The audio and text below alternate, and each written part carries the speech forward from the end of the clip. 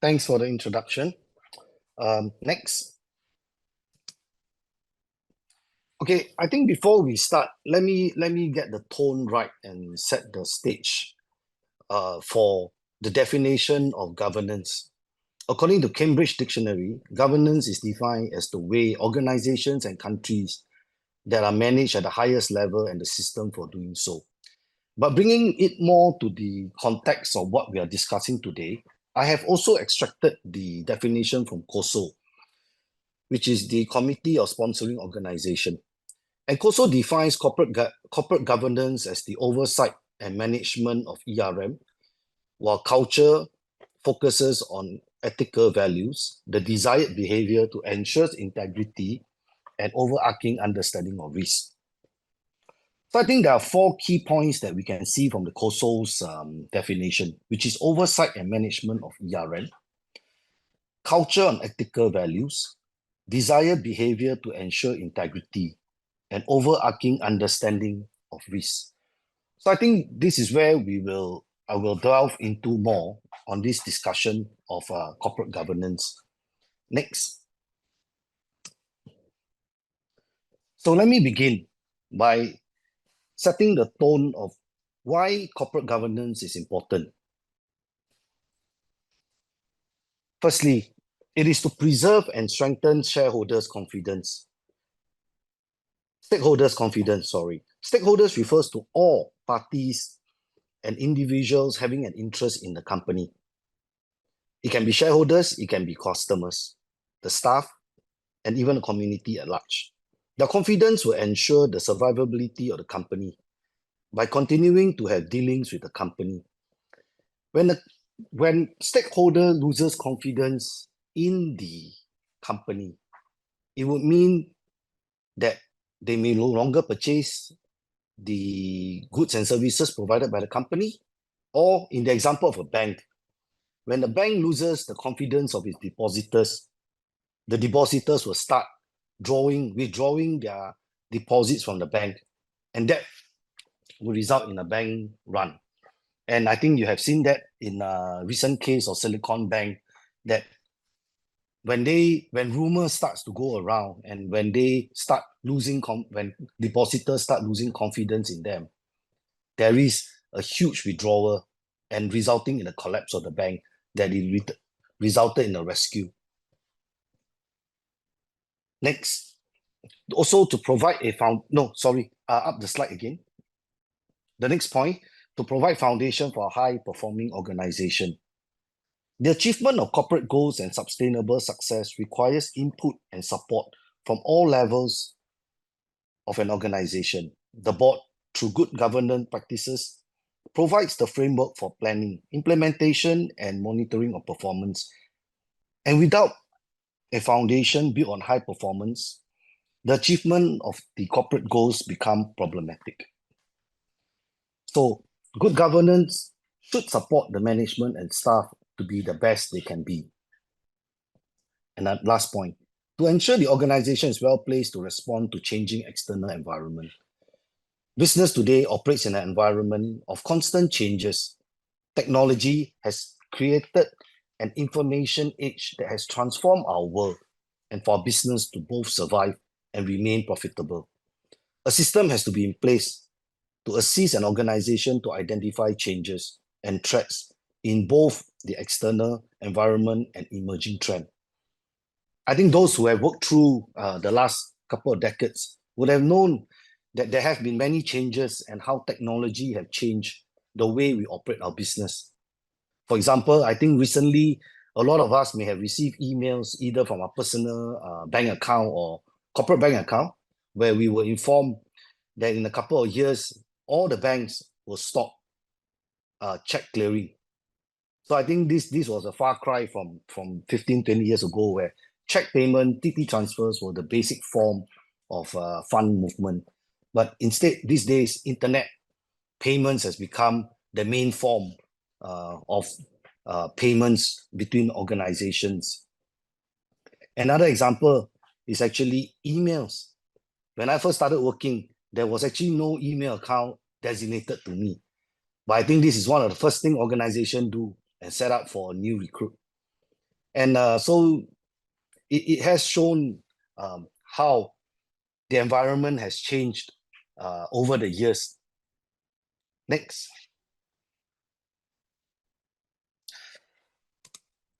So, what are the benefits of a good governance system? Firstly, efficiency. With proper governance, it ensures consistency in the processes, and that will result in efficiency. Next, error visibility. Transparency and visibilities are priority for good governance.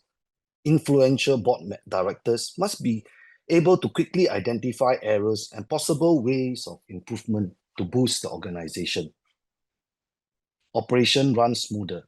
By ensuring good governance, all board members can communicate and work in unity. Good governance ensures that board members reach a consensus before a decision is implemented. Builds reputation. Practicing good governance naturally builds a company's reputation. The output of good governance means putting the right products and services onto the market. Clarity. With a clearly formed mission, vision, and core values, employees and stakeholders can easily align the organizational fundamental culture. Financial sustainability.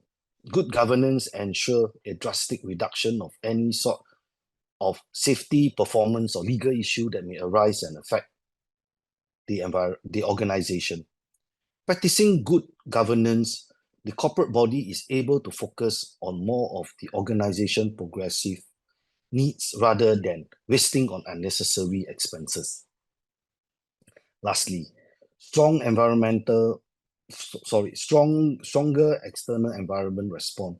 Strong leadership commitment, resources, and responsibilities needed from the board in order to effectively understand the external environment. Establishing good governance practices allows appropriate response patterns for boards to quickly identify changes and adapt strategies. Next. Importance of good governance. Culture. Good governance as an input at all levels creates an output of a culture of excellence. The leadership's behavior defines the behavior of the workforce. And this is what we usually term as tone at the top. The board and the senior management sets the tone for the company as to how it will operate. Reputation. Good governance deliver good products, which in turn leads to good business performance. Reputation of a company can make or break in the market. Also, interestingly and importantly, good reputation of an organization attracts good talent to the organization to ensure its ability to produce good products and services. Clarity. All organizations have issue, problems, and non-conformities. An organization with good governance can isolate this, reducing the impact on the market and contain the risk internally. Financial sustainability. Good governance reduces the threat of safety, legal performance, and warranty concerns that can severely impact an organization and its stakeholders. These stakeholders and interested parties may be customers, directors, staff, suppliers, shareholders, and even, like I said earlier, whole communities. Next. I think this is having understand what and how good governance benefit an organization. We look at how corporate fraud is the other opposite, and it threatens an organization. So, from our perspective, we always look at fraud in this fraud triangle. The fraud triangle is a tool that is used to describe how fraud occurs in business. The actual process of how fraud manifests itself is complex and has three key elements as noted in the diagram. Firstly, pressure. Fraud typically begins with an individual under financial pressure. Pressure can be both tangible and intangible form. Example a member of the individual's household has serious health issue, loss of a family breadwinner, or even vices like gambling.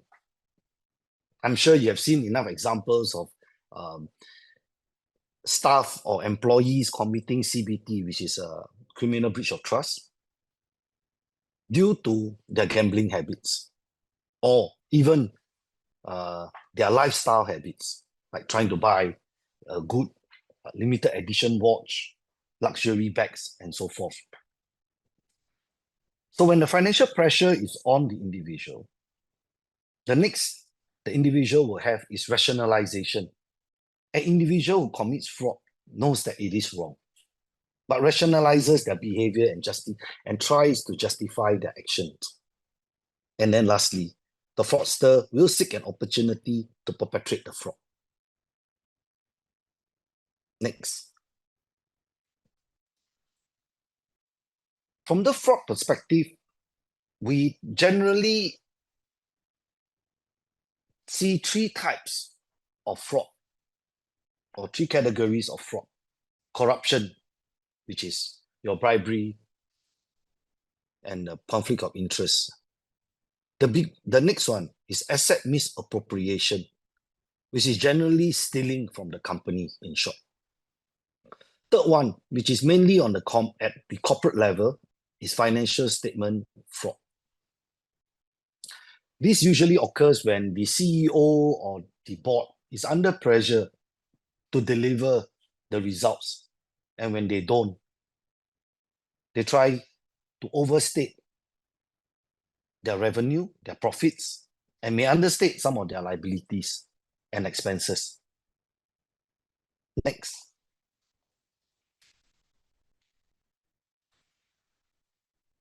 I extracted this from the reports to the nation 2022 from ACFE.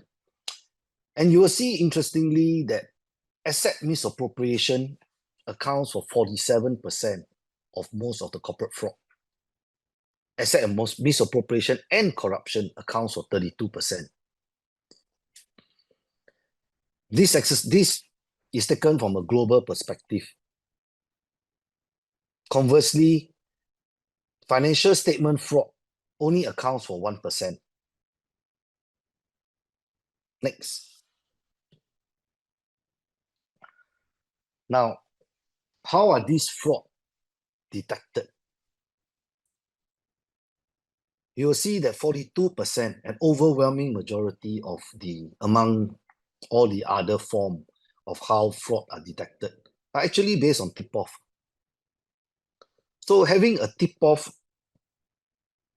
program or whistleblowing program is actually going to help organizations to detect fraud.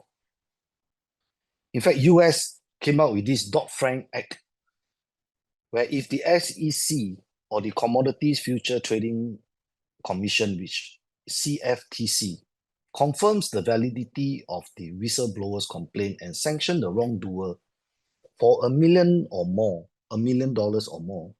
the whistleblower is entitled to monetary reward of 10 to 30% of any recovery made by the SEC or CFTC. So that incentivizes people to make the report. But we do not have such financial rewards in Singapore.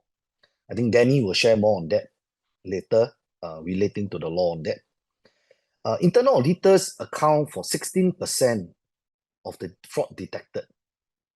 So that again shows the need to have a robust internal audit program, as these have accounted for 16% of the fraud detected. Management review uncover 12%, accounts for 12% of the fraud detected. So I think these three collectively, which is about 68% of the fraud detected, are based on tip-off, internal audit, and management review, comparatively to the rest of the categories being identified. Next.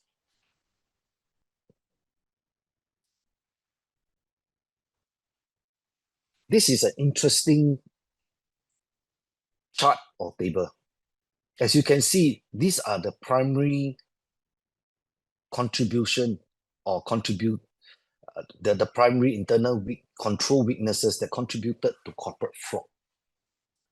Lack of internal control is obviously the highest one, where people understand where the company did not provide or put in any form of internal controls, they are able to perpetrate the system and commit fraud. Or if the company have weak controls that allow for overriding of these controls, and that accounted for 20% of the fraud. Collectively, either lack of or weak existing controls account for almost half of the occupational fraud detected.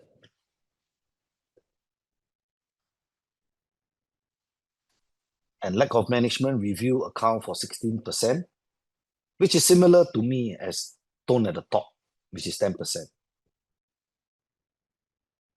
Next. So, having seen the various categories, threats, and the type of fraud that is being perpetrated, how do we manage and mitigate all these frauds? COSO came out with a very integrative, COSO came out with developed a integrated framework principle that incorporates how an organization should go about preparing their risk management and internal control framework. I will not go into details for here, but you can find this in the COSO website if you so desire.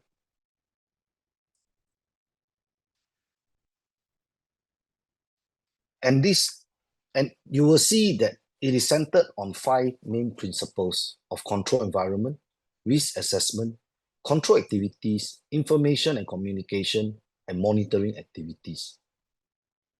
I will speak a little bit more in the next slide. Next. So these are generally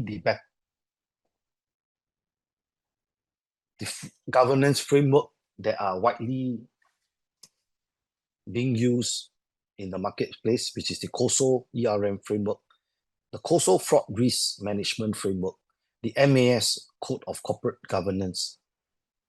These 3 combined will provide good guidance as to how to set up a good governance framework and best practices. Next.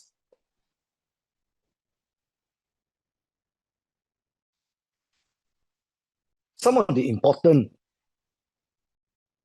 corporate governance best practices should include recruiting and building a competent board. This is to ensure that the board comprises members that brings with them relevant expertise to the board, and also to ensure that refreshment of the board to suit the economic climate, to ensure that the organization has people with the best experience and ability to guide and steer the organization to greater heights. Aligning strategies with goal.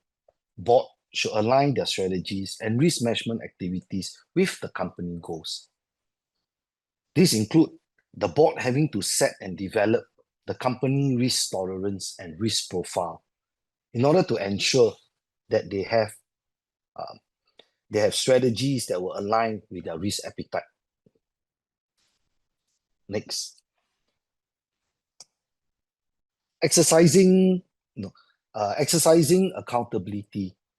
Many scandals that make headline demonstrate why accountability has a strong position in the best practices for corporate governance. Board needs to develop strong internal controls and monitor them often. Reporting systems that are accurate and transparent have a system of adequate checks and balances as an important part of their corporate governance best practices. Having a high level of ethics and integrity are things like tone at the top, creating policies for conflict of interest, whistleblowing, and code of conduct. Defining roles and responsibility. It is important to separate the roles of the board chairperson as well as the CEO, and all board directors should have a clear understanding of their roles and responsibility. Lastly, managing risk effectively. Setting proper risk tolerance threshold. Ensuring proper risk management strategy with a framework and control in place so that they can monitor risk and mitigate it when necessary. And coming to this, I always look at how managing risk effectively is like a 3 lines of defense. Like in a football setup, there are 3 parts to the team. The forward line, which is the first line of defense, are people who owns and manage risk, are what we call the risk owners. The second line of defense, which is in the middle of a football field, which is what we call the midfielders, these are people who oversees risk and risk control and compliance.